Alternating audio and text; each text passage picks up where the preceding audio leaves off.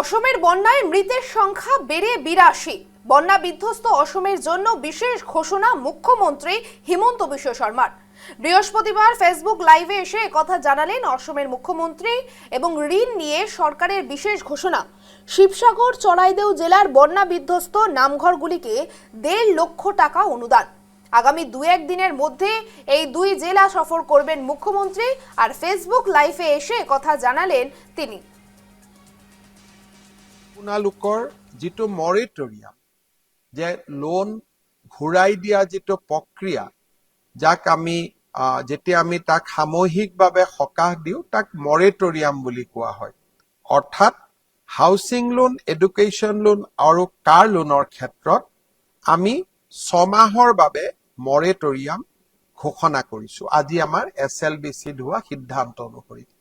অৰ্থাৎ অহা ৬ মাহলৈকে আপোনালোকে যিসকলৰ শিৱসাগৰ, চৰাইদেউ, গোলাঘাট আৰু যোৰহাট জিলাৰ যিসকল এফেক্টেড ফেমিলি, সেই এফেক্টেড ফেমিলিসকলে অহা ৬ মাহৰ বাবে লোন ঘূৰাই দিব নালাগে, তেওঁলোকক আমি মৰেটৰিয়াম ঘোষণা কৰিছোঁ।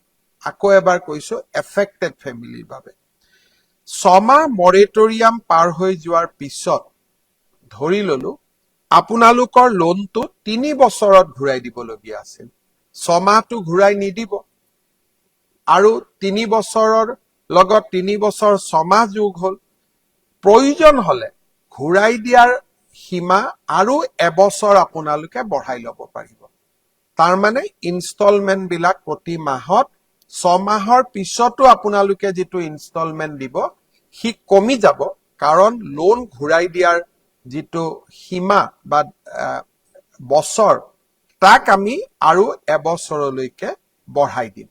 ৬ মাহ moratorium and tenure of payment can be extended to a maximum period of 1 year. অৰ্থাৎ মেক্সিমাম এবছৰলৈকে আমি লোন ঘূৰাই দিয়াৰ টেনিউৰ বঢ়াই দিম আৰু ৬ মাহ মৰেটৰিয়াম।